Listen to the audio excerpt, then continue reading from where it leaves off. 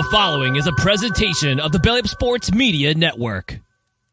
You read the title, episode 477. Things we're fired up about. You know, we've taken a little bit of a break here to finish out our studies, but now that we're back and it's been a little over a week, LJ, we need to talk about what's been going on in the MLB and what has been firing us up. All right, well, now up to bat. Is MLB Network bad for baseball? This was something I was fired up about, so I'll take the floor first on this one. Yes, 100%, because this is getting into being some of the most surface-level hype man BS I've ever seen, but also at the same time, the most, illogically marketing your sport that you could possibly have from a league-owned media network.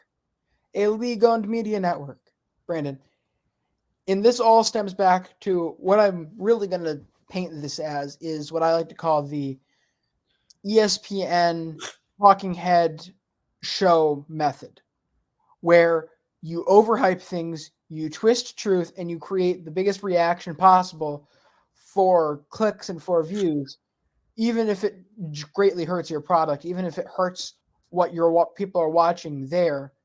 You don't care what you're actually feeding the audience. You just care about that click.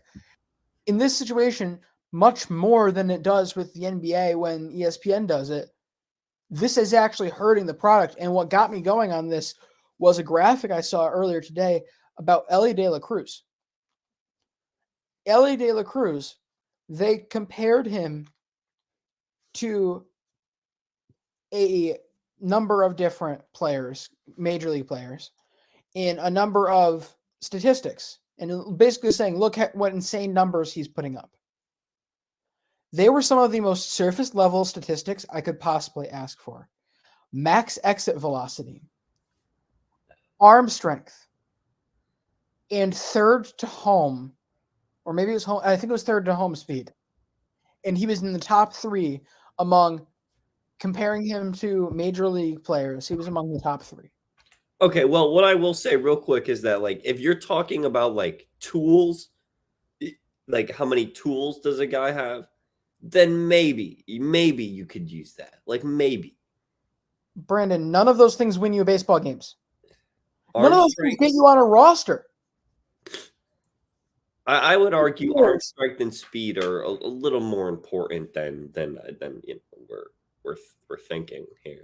Brandon, here's a little factor, a little tidbit here. If you have arm strength, that's great, but arm strength isn't going to matter if the reason you're using your arm strength is because you bobble the ball every time it gets hit to you, and you're taking twice as long to get the ball over there as you should. Your speed from third base to home isn't going to matter if you're not good enough to get yourself on base and get yourself to third base. And same thing with exit velocity. I don't care if you're hitting it hard. I want to make sure you're getting on base, making good contact consistently so you can continually help a team. The one thing that before I really internalized what the three stats that they were talking about were, the one thing I thought about was, why on earth has this not gotten out with the Reds? This is just ridiculous. And the first place my mind went, a person who I like to think I'm, an educated baseball media person here. The first place my mind initially went was, this is just more contract manipulation BS.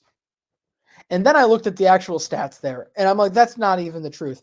Admittedly, I'm just looking up Elly De La Cruz's stats, which I'm sure he's having a great time in AAA right now. Oh, he's killing it.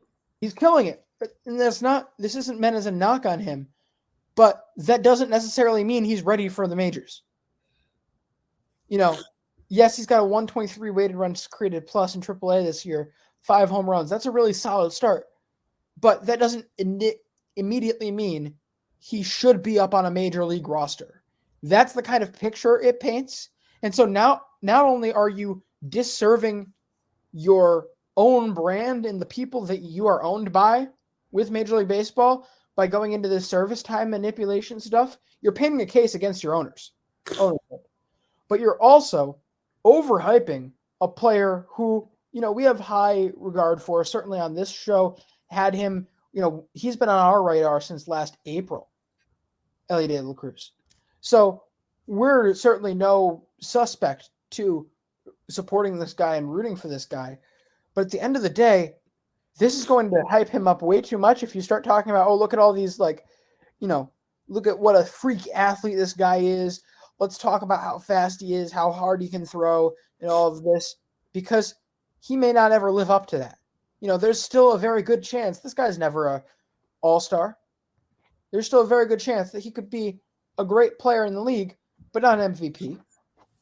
And so the more you do this, the more you yank a guy around, you're disserving both your own base and these players that you need to be marketing later on down the line. It's frustrating. Yeah, and I think the biggest problem with sports TV in general is based kind of what LJ was saying, is this first take effect where everyone feels the need now to just completely forego actual analysis on what's going on and would rather just figure out the biggest spin zone, the biggest hot take that we can have about something, a team, a player, immediately after it happens. Whether that means the Yankees, let's say the Yankees would have lost to Oakland yesterday, they would have tried a spin zone or something that was like, or the Yankees done for. Like, just an example. But the answer is yes, but like, continue. The answer is the Yankees would be leading the AL Central if they were in that. So let's calm down. What does it matter? Do you want to be in the AL Central? Do you want those standards? We can make the playoffs at least. We're in last in the AL East. You can lose in the playoffs like every other year. Yes. We're in last in the AL East and are still only like a game out of a playoff spot. Like, it's not like we just happen to play in a loaded division, and a Boston team that's not supposed to be doing this is just, they'll slow down eventually. Just wait till July. We're the kings of falling apart in July. So are you saying you're like fully expecting this to all fall apart, or do you have? Oh yeah. This is not a segment we talked about planned for, but no. 100%. The Red Sox are finished, is what you're saying, LJ. I mean, yes. Here we go. See, this is what they do. This is how they drag you in. And I love it. I love it. The Red Sox are finished because at the end of the day, I'm not sure they've got the pieces to fully stay in this. From the pitching has to be able to hold up throughout the rest of the year. Is Chris Sale turned around? Maybe, maybe not. Honestly, he had that one nice start in there, LJ. I mean, is Chris Sale back to being a Cy Young contender? What are we thinking? I mean, I don't know, but like, it's more than one nice start now. I feel stupid for starting to believe. I feel foolish for starting to believe in this guy. He's got 6 innings, 1 earned, 11 strikeouts against Minnesota. He's got the 6 inning, 1 earned against Cleveland. He does it in Philly. Honestly, in Philly the other night, that's when I really started to believe that he might be back. So if he's turning things around, that's a game changer.